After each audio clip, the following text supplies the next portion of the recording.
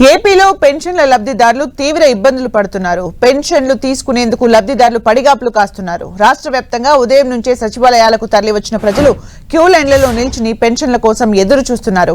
అయితే చాలా చోట్ల సచివాలయాలకు ఇంకా పెన్షన్లు డబ్బు చేరుకోకపోవడంతో లబ్ధిదారులకు నిరాశ ఎదురవుతోంది. 2-3 గంటలు లైన్లలో నిల్చున్న లబ్ధిదారులు ఎండవేడి తట్టుకోలేక ఇళ్లకు తిరిగి వెళ్లిపోతున్నారు. ఎప్పటిలా ఇంటి వద్దకే వచ్చి పెన్షన్లు పంపిణీ చేస్తే ఇలాంటి ఇబ్బందులు ఉండేవి కావని ఆవేదన చెందుతున్నారు.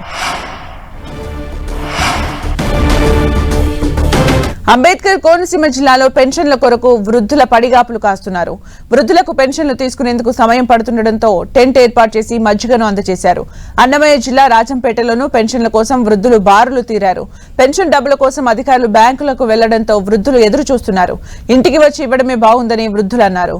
ఉమ్మడి పశ్చిమ గోదావరి జిల్లాలో పెన్షన్ల కోసం వృద్ధులు వితంతువులు పడిగాపులు కాస్తున్నారు. సమయం పడుతుండటంతో ఎండ వేడిమికి తట్టుకోలేక వెనుదిరిగిపోతున్నారు.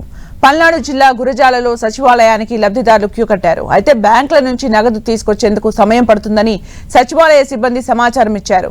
దీంతో లబ్ధిదారులు నిరాశకు గురయ్యారు. తిరుపతి జిల్లా గూడూరులోనూ పెన్షన్ల కోసం వృద్ధులు వికలాంగులు పెద్ద ఎత్తున సచివాలయానికి చేరుకున్నారు.